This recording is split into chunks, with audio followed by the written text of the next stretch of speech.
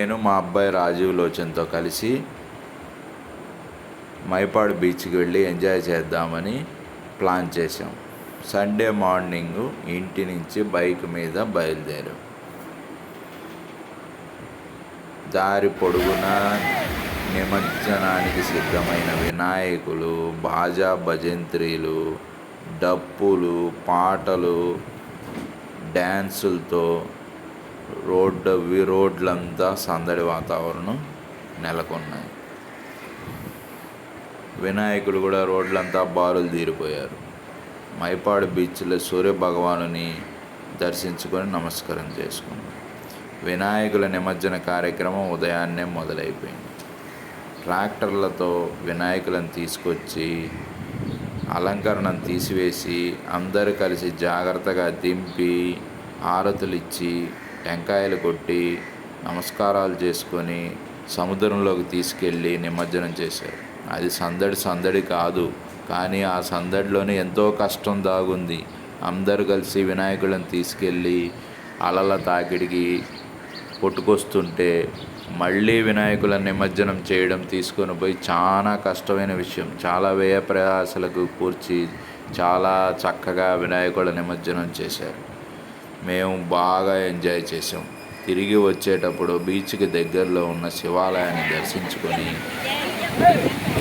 శివాలయం నందున్న ద్వాదశ జ్యోతిర్లింగాలను దర్శించుకొని తిరుగుముఖం పట్టాము.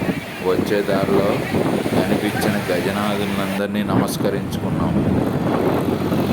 దారంతా పచ్చని పొలాలు, టెంకాయ చెట్లు, అరటి తోపులు, పాండ్లు, చల్లని గాలి, మరో ప్రపంచంలో ఉన్నట్టు.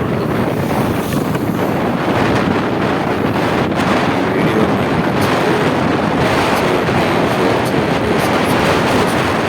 మీరు కూడా ఒకసారి మైపాడు బీచ్కి వెళ్ళి శివాలయాన్ని దర్శనం చేసుకుని ఆ చల్లని వాతావరణాన్ని, ఆహ్లాదకరమైన వాతావరణాన్ని ఆస్వాదించండి. ఈ వీడియోని స్కిప్ చేయబాకండి, పూర్తిగా చూడండి.